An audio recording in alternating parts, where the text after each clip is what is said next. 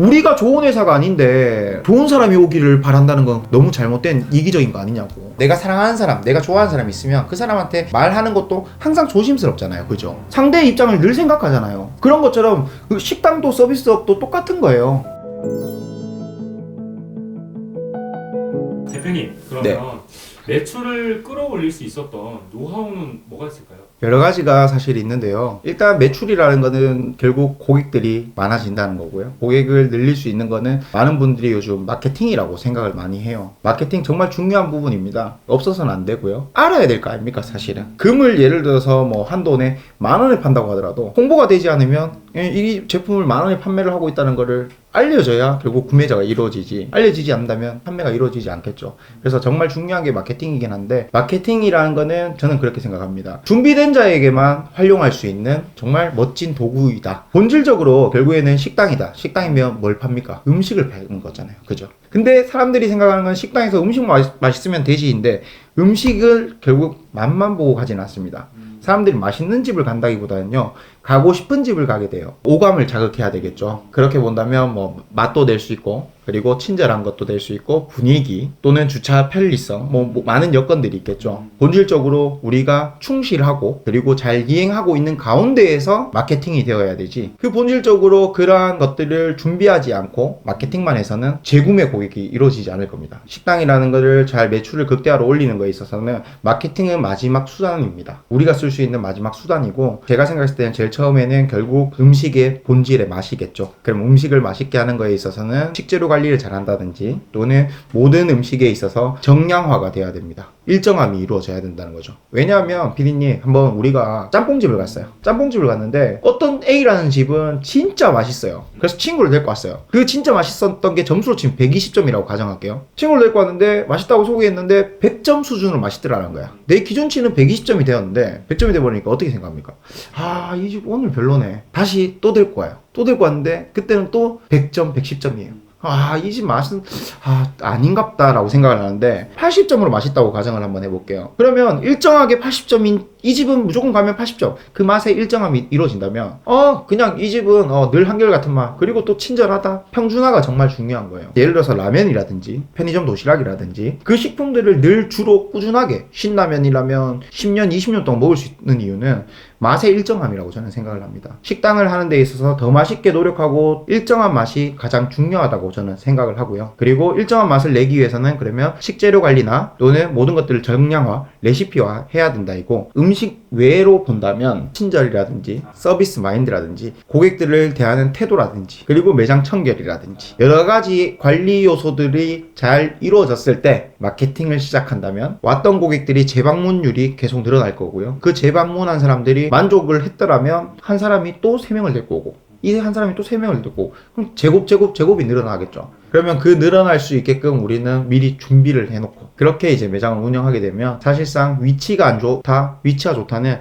처음 시작점이 어떻게 되냐인데, 저는 생각했을 때 시작점의 빠른 속도보다도 오랫동안 유지할 수 있고 오랫동안 계속적으로 끊임없이 성장할 수 있는, 그걸 예시로 들면 이런 것 같아요. 누군가는 식당도 건축이랑 똑같다고 생각하거든요. 그러면 제가 예를 한번 들어볼게요. A라는 매장은 첫 오픈 때 매출이 1억 나왔어요. B라는 매장은 오픈 때 매출이 3천 나왔어요. 결국에는 A랑 B랑으로 봤을 때 당연히 A가 훨씬 좋겠죠. 그러나 결국 이게 잘 유지된다면 이라는 가정하에 A가 더 좋은 거지. 그렇게 본다면 결국 건축도 똑같은 거예요. 저는 생각했을 때 뿌리가 튼튼해야 가지와 나무는 튼튼해질 수 있다고 생각하듯이, 건축도 결국에는 6개월 동안 누군가는 5층을 지었고, 또는 누군가는 6개월 동안 아직까지 지하에 지금 뼈대만 토목공사만 하고 있어요. 예를 들면. 근데 5층까지 간 공사는 결국 1년이 지나도 10층까지 더 올라가지 못할 거예요. 하지만 지금 후자인 B는 6개월 동안 밑에 뿌리를 튼튼하게 공사를 하면서 결국에는 1년, 2년이 지났을 때 이 건물은 결국 30층, 40층까지 올라갈 수 있을 거예요. 장사도 결국에는 창업도 또는 자영업도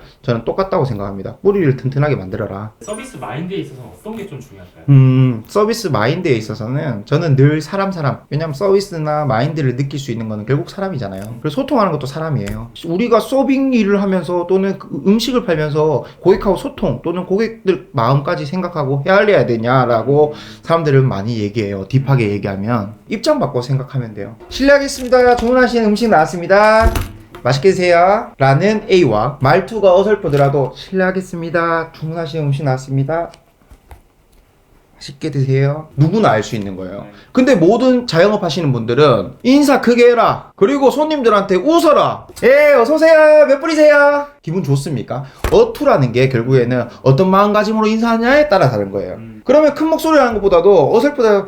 어서오세요. 몇 분이실까요? 랑 다릅니다. 그러한 것들을 직원들이나 서비스 교육 매뉴얼에 들어가 줘야 되는데 사실상 보이는 거에만 얕게 어찌 보면 가리키는 자영업 하시는 분들이 상당히 많아요. 내가 사랑하는 사람, 내가 좋아하는 사람이 있으면 그 사람한테 말하는 것도 항상 조심스럽잖아요. 그죠? 우리가 처음에 막 애살답게 카톡도 썼다가 이 내용으로 하면 얘가 기분 나빠지나니까 상대의 입장을 늘 생각하잖아요. 그런 것처럼 그 식당도 서비스업도 똑같은 거예요. 많은 고객들을 사랑한다는 마음을 가지고 내가 그들에게 뭔가를 하나 더 어떤 말투로 또는 어떤 행동을 했을 때 고객은 기분 나쁠 수도 있겠다라는 생각을 하게 된다면 모든 서비스에서는 다 고객들은 이 집 정말 친절하다. 왜냐면 저희가 조조칼국수 시청점을 오픈한 지가 지금 한 3, 4개월 됐는데요. 방문자 리뷰가 1100개가 넘었습니다.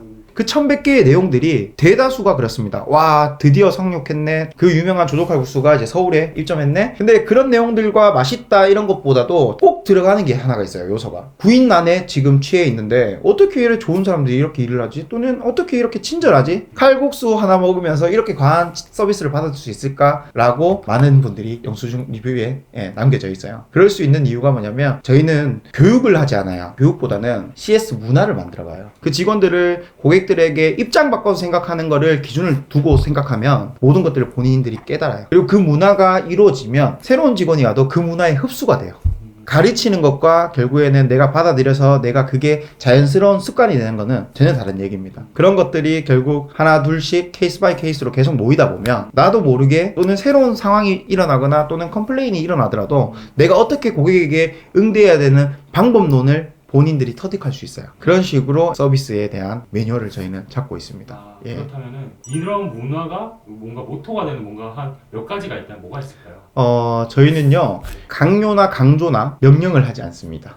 문화라는 건 저는 그렇게 생각해요. 우리가 어렸을 때부터 어른들이나 윗사람한테는 결국 존칭을 쓰게 되고 반갑게 인사를 할 때도 고개 숙여서 인사하는 게 그냥 자연스러운 문화가 되었지 않습니까? 그걸 누군가가 강요하거나 무조건 해야 해라기보다는 자연스럽게 받아들였고 흡수한 거란 말이죠. 문화를 흡수했다고 하지 문화를 가르쳤다고 얘기하지는 않지 않습니까? 직원들 사이에서도 결국에는 어떠한 부분들이 문제점이 있거나 뭐 한 것들을 결국에는 콕 집어서 얘기를 할 것이 아니라 그들이 계속 보게끔 다른 팀원들이 하고 있으면 자연스럽게 흡수가 돼요. 단 가르치고 결국 교육하는 것보다 문화가 단점이 있어요. 시간이 많이 걸려요. 예를 들어서 야 이거 왜 이렇게 했어? 이렇게 하면 안 돼 라고 해버리면 그 안 돼라는 건 명령이잖아요. 그죠? 바로 수정이 되긴 해요. 근데 그가 왜 이걸 하면 안 되는지에 대한 이해가 안 된단 말이죠. 직원이. 그러면 그거를 깨닫고 그 문화를 흡수하는 데까지는 우리는 기다려줘야 돼요. 그게 가장 큰 차이인 것 같습니다. 마케팅은 어떤 게 좀 중요한 부분일지, 그럼 예시가 뭐가 있을지 이런 네. 거 한번 말씀해 주시면 좋을 것 같아요. 예, 그것도 제가 이제 마케팅을 이거를 무조건 하세요. 저거를 무조건 하세요. 또 좋은 방법이겠지만 앞으로 새로운 SNS라든지 새로운 포털 사이트들이 많이 생길 수도 있고 다른 사업군들도 많을 거잖아요. 그러면 저는 생각했을 때 결국에는 우리가 판매를 할 때 결국에는 구매하는 것도 또한 누굽니까? 고객이잖아요. 그러면 입장 바꿔 생각하면 돼요. 고객이 결국에는 어떤 상품군이나 또는 어떤 식당을 찾으려고 할 때 무엇을 가장 많이 관심 있게 검색을 하고 알아보는가를 생각해 보면 돼요. 옛날에는 네이버라든지 SNS 계정들, 인스타라든지 이런 것들이 없었을 때는 내가 여기 가봤는데 맛있더라 또는 누군가가 어디 맛있더라 입소문이었었어요. 그게 결국엔 스토리텔링이고 입소문도 사실은 현재에도 크게 작용하고 있고 또는 요즘 유튜브 매체들을 잘 활용하셔야 돼요. 나도 그렇잖아요. 우리가 예를 들어서 제가 샴푸를 사는데 네이버에서 샴푸를 사게 된다면 네이버에서 쇼핑에 들어갈 것이고요. 그럼 쇼핑에 결국에는 많은 다수의 상품군이 있는데 그 상품군의 상단에 노출되는 상품들 중에서 내가 고르지 10,000개의 상품이 있다고 1등부터 10,000개를 다 찾아보지 않거든요. 쿠팡에서 구매를 하더라도 마찬가지고요. 식당도 마찬가지입니다. 이 사람 지금 배고프다는 거예요. 근데 배고픈데 어디 있습니까? 현재 내 위치예요. 그럼 내 위치가 어디냐? 따져봤을 때 사람들은 결국 내 있는 위치의 주소 지번을 가지고 검색해서 맛집을 찾진 않잖아요. 이제 명칭을 가지고 공동역이라든지 이런 식으로 검색을 할 거지 않습니까? 근데 공동역이라고 검색을 하는데 결국에는 공동역에서 1km 떨어진 데를 가겠습니까? 가지 않겠죠. 내 매장에서 제일 가까운 키워드에 맛집이라고 사람들은 검색하겠죠.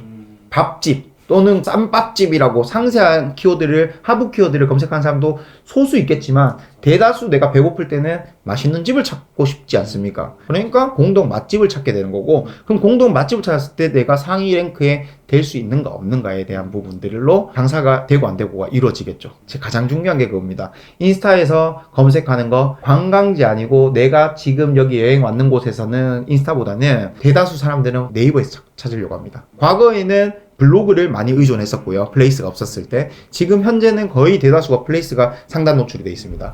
플레이스 속에서 결국에는 내가 하고 있는 지금 음식점이 상위 노출될 수 있게끔 노력을 해야 되겠죠. 제가 뭐 마케팅 전문 업체는 아니다 보니까 간략하게만 말씀드리면 뭐 저장하기, 그리고 뭐 예를 들어서 내비게이션 길 찾아가기, 그리고 매장으로 고객 전화하기, 그 다음에 네이버 예약하기, 그리고 방문자 리뷰, 블로그 리뷰, 트래픽이 올라갈 수 있는 점수가 될 수 있는 거고요. 공동 맛집이라는 걸 최초에 했을 때 매장 맛집 상위 노출되기가 너무 어렵지 않습니까? 몇천 개의 가게 있는데 어떻게 올리겠습니까? 그 올리는 방법은 뭐냐면 누군가가 네이버에서 내 가게를 검색하고 찾는 것들을 할 수 있는 그 활동을 하게 만들어줘야 됩니다. 그 활동을 하게 만들어줄 수 있는 거는 뭐가 있냐? 입소문이라든지, 또 다르게 얘기하면 공중파 TV라든지, 아니면 유튜브 채널을 봤어요.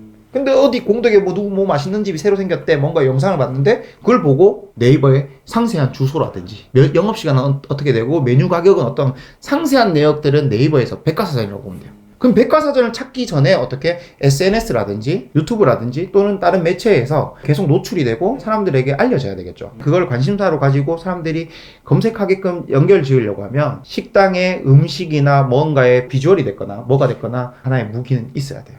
자연스럽게 매출이 극대화로 늘어납니다. 수익률이 아닌 수익금을 봐야 된다. 네. 그리고 매달 수익금보다는 얼마나 오랫동안 수익을 낼 수 있냐가 중요하다. 네. 라고 말씀해 주셨는데 어떤 의미일까요? 네. 제가 만약에 이제 칼국수를 8,000원에 판매를 하는 것을 재료비가 2,000원 들어가서 매장 운영한다고 가정해 볼게요. 그럼 수익금은 훨씬 크겠죠. 8,000원에 재료비가 4,000원 들어간 것보다 훨씬 수익금이 클까 아닙니까? 수익률이 크겠죠. 그러나 수익률이라는 거는 숫자에 정해짐이 있습니까? 없어요. 매출이 0원이면 수익률이 99%라도 의미가 없잖아요. 기준값이 중요하다는 거죠. 그게 기준값이 뭐다? 매출이라는 겁니다. 그러면 2천만 원에 50% 남는 장사를 한다고 가정했을 때 1,000만 원을 벌어가겠죠. 그 장사보다는 4천만 원 팔아서 800만 원 갖고 가는 장사가 가치가 더 있다고 보는 거예요. 미래지향적으로 발전성에 저는 더 포커스를 두는 거고, 수익률이 높다는 거는 결국에는 매출이 기준점이 조금만 떨어지잖아요. 확 떨어져요. 그렇죠. 예. 우리가 모든 사업이나 모든 생활의 바이오 리듬 자체가 이것보다는 풍파가 많은 것보다는 꾸준한 게 좋잖아요. 식당을 운영할 때 매출액 대비 남는 비용은 어느 정도인지 좀. 그것도 내가 기준 잡기 나름인 것 같아요. 내 볼륨을 더 키울 것인가, 또는 내 볼륨을 지금 알차게 이렇게 돌릴 것인가. 조금 잘못된 정보로 많은 분들이 이렇게 생각해요. 식당 하면 30% 정도는 남는 거 아니냐, 이게 보편화되어 있어요. 근데 실제 그렇지 않거든요. 통계가 잘못된 게 30%가 수익이 나잖아요. 그 30% 수익이라는 거는 세금도 안 뗐고 카드 수수료도 안 뗐고 뭐 그냥 계산상 수치상 30% 남는다고 생각을 하는 거예요. 근데 우리가 알다시피 요즘 다 카드잖아요. 저도 지갑에 현금이 한 5만 원밖에 없어요. 5만 원짜리 딱 한 장씩 있어요. 예. 그 말은 즉슨 세금을 우리는 성실하게 납부를 하고 성실하게 하다 보면 절반으로 줄게 돼요. 그것 또한 사실은 매출 단위가 큰 곳과 적은 곳의 차이가 있어요. 매출이 좀 작은 곳은 아무래도 간이과세자라고 해서 세금을, 부가세를 또 면제해 주는 경우도 있고 이러다 보니까 그 코스트는 달라요. 매장을 내가 냈을 때 나는 얼마 정도를 꼭 벌어가겠다라는 기준을 꼭 정해 주셨으면 좋겠어요. 내가 매출의 순수익을 25% 갖고 가겠다가 아니고요. 난 달에 1,000만 원을 벌 거야 라는 목표를 가지고, 그럼 그 1,000만 원을 벌기 위해서 내가 어떤 노력을 해야 되는가를 둬야 되지. 이번 달 얼마 남았으니까 얼마 이거 했고, 이것만큼만 남았으면 좋겠는데, 달에 700 남았네. 죄송합니다. 내가 달에 1,000만 원 이번 달에 벌었네. 그래 1,000만 원만 벌어야겠다가 아니라, 결국에는 내가 얼마 목표를 잡고 그 목표의 매출을 1년, 2년 동안 지속되게 할 수 있는가를 생각하고 거기에 집중을 해야 되는 거예요. 그러면 이번 달에 1,000만 원 벌었어요. 다음 달이 불안해. 어떻게 해야 됩니까? 그 달에 500만 원만 벌어갖고 500만 원 재투자해야 돼요. 그 재투자는 누구에게 하냐? 고객에게 했죠.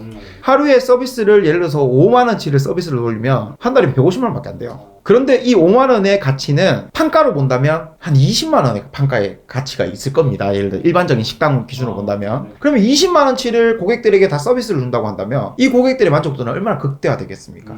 그런 식으로 재투자를 해서 매출을 계속 키우는 거예요. 그래서 내가 꾸준하게 1년 동안은 최소한 내가 1,000만 원 벌어갈 수 있게끔 구조를 만들자라고 바라보고 운영을 하셔야 되는 거지. 수익률이 얼마 정도 나겠다. 이거는 제가 봤을 때는 좀 아닌 것 같습니다. 예. 식당이 우리만 있는 게 아니잖아요. 네. 분명 경쟁이 있을 텐데 네. 그렇다면 이런 경쟁을 어떻게 헤쳐나갈 수 있을까? 주변에 동종업계들이 많다라는 얘기인 거고 또는 새로운 업종들이 들어왔을 때인데 누가 더 노력했냐 또는 열심히 했냐도 맞겠지만 결국에는 누가 실행했냐라고 생각하거든요. 정보라는 거는 너무 많이 찾고 너무 많이 생각하는 것보다는 얻은 정보를 잘 활용해야 돼요. 100가지의 좋은 장점, 습관들을 알려주는 것보다 5가지의 습관을 내가 실천할 수 있게 하는 게 가장 중요하다고 저는 생각하거든요. 그러면 그 실행 여부에 대한 걸 어떤 걸 실행해야 됩니까? 아, 왜 디테일하게 안 알려주세요? 라고 얘기하는데 요즘 어떤 시대입니까? 정보화 시대잖아요. 내가 궁금한 게 있고 레시피든 또는 뭔가든 어떤 서비스적인 거든 뭐든 궁금한 게 있으면요. 네이버, 유튜브만 검색해도 다 나오잖아요. 그럼 그 정보를 찾았어요. 정보를 더 찾으려고 시간 투자하지 마세요. 그냥 오늘 정보를 들었으면 그 정보 그냥 바로 실행하세요. 한 개라도 하고 다음 스텝으로 또 넘어가다 보면 경쟁에서 뒤처지지 않는 많은 사람들이 정보를 찾는데 그 정보에 대해서 실행하지 않아요. 그럼 그걸 실행하는 사람은 결국 생존하게 될 것이고요. 분명 어려웠던 때도 있었을 것 같아요. 네. 혹시 어떤 게 많이 어려웠을까요? 아까도 제일 중요한 게 제일 힘든 것 같아요. 앞전에 얘기했던 게 제일 운영하는데 제일 중요한 부분이 뭐라고 했습니까? 사람 관리라는 거죠. 네. 사람 관리라는 게 제일 힘들고요. 제일 행복해요. 끊임없이 사람 관리하는 거에 스트레스도 받고 사실은 행복감도 받아요. 제가 매장이 계속 늘어나고 직원들이 사실은 지금 한 120명 가량 되는데요. 그 120명을 관리한다는 것도 힘들겠지만 사람들이 많아지다 보니까 또 많은 사람들과 생각들을 나눌 수 있어서 또 행복한 것도 있는데 구인난이 제일 힘든 것 같아요. 그러니까 사람 관리 속에 포함돼서 세부와 카테고리로 얘기하면 자영업자들 다 많이 느끼실 거예요. 제일 공감하실 거예요. 여기서 다들 이럴 거예요. 아, 맞다.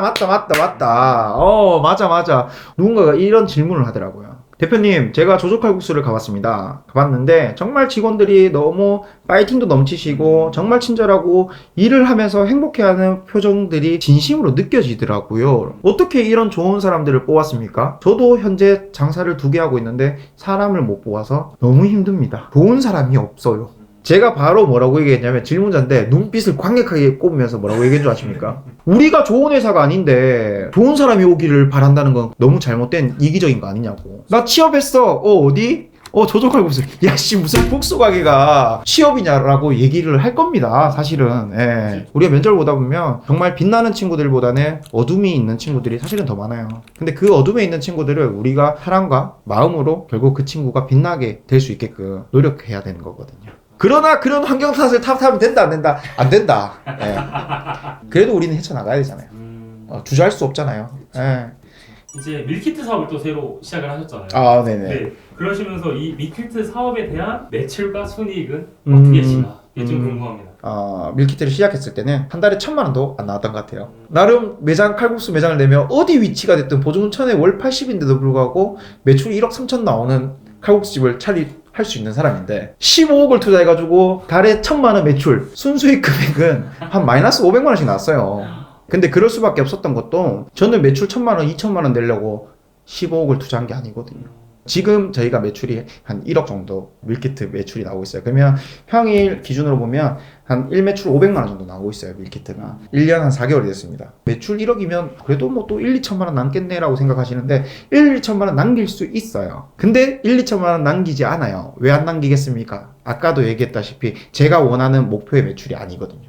더 살을 찌우기 위해서 1,000만 원, 1,500만 원의 수익이 나겠지만 재투자를 해요. 공동구매라든지 업체에서 사실은 딜이 많이 왔었는데 이런 수수료들이 너무 많이 떼가는 것 같으면 난 그 수수료는 고객들에게 더 싸게 주는 거라면 난 하겠는데 중간에 결국에는 매개체가 끼어서 거기에서의 유통과정이 하나 더 걸쳐서 싸게 줘야 한다면 나는 못하겠다. 그래서 어떻게 하게 됐냐면 판매가가 17,000짜리를 그냥 8,500원에 행사로 팔았어요. 크리스마스 이벤트로 했는데 4,000개가 판매가 됐어요.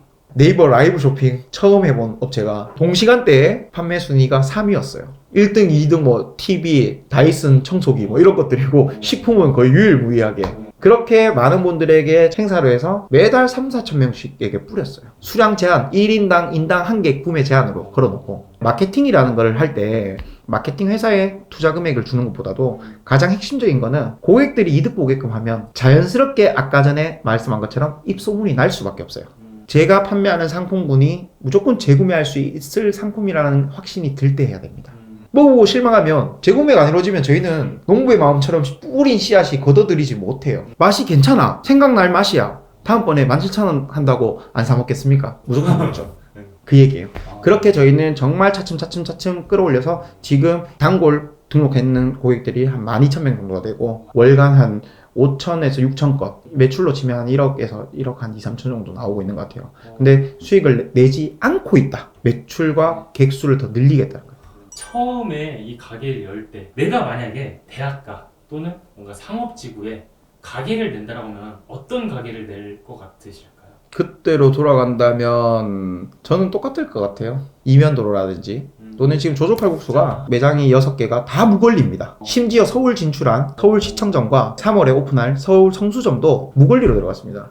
근데 이 무걸리에 대한 기준이 사람들이 잘못 인식하고 있는 게 조금 제가 디테일하게 잡아드리면요. 권리금이 없다고 무조건 좋은 게 아닙니다. 신규 건물에 결국 첫 입주할 경우에는 다 무조건 권리금이 없겠죠. 대신 뭐가 있겠습니까? 그 상권에 비례해서 결국 월세를 높게 측정한 경우가 많습니다. 저는 신축 상가를 들어가는 거를 사실은 조금 비추천하는 편이고요. 월세가 저렴한 데 가운데에서 권리금이 없는 거. 그런 데가 어디 있어 얘기하는 게요? 아니요, 있죠. 타협해야죠. 권리금이 없고 월세가 저렴하다. 그럼 몫이 안 좋겠죠. 쉽게 얘기하면. 성수동도 지금 평균 핫한 그 카페 골목 쪽은 한 25만 원, 27만 원 정도예요. 평당. 저희 같은 경우에는 지금 평당 한 13만 원 정도. 12만 원 정도 들어가 있거든요. 그러니까 월세가 훨씬 적고 권리금도 없다 보니까 제가 투자 금액이 많지 않다 보니 쫓겨가고 급하게 가야 될 필요가 없다라는 거죠. 제가 돌아가서 장사를 하더라도 당장 빛나는 보석보다는요, 가공해서 정말 알찬 레어템을 만드는 보석을 만드는 걸 좀 좋아합니다. 그리고 그게 결국에는 지속될 수 있고 오래 갈 수 있다고 생각해요. 그러니까 위치빨로 아이템빨로 장사 잘 되는 거를 해서 대박 났다고 가정할게요. 다음번에는 어떤 사업을 하시겠습니까? 대박 났고 더 좋은 자리가 아니었고 또는 변수가 생겨버리면 대처할 방법을 모릅니다. 하지만 열악한 환경에서 제가 뭔가를 만들어냈고 뭔가를 이뤄내는 거는 사람과의 소통과 그리고 고객과 또는 직원과 모든 것들은 시작된다고 저는 보는 거죠. 예.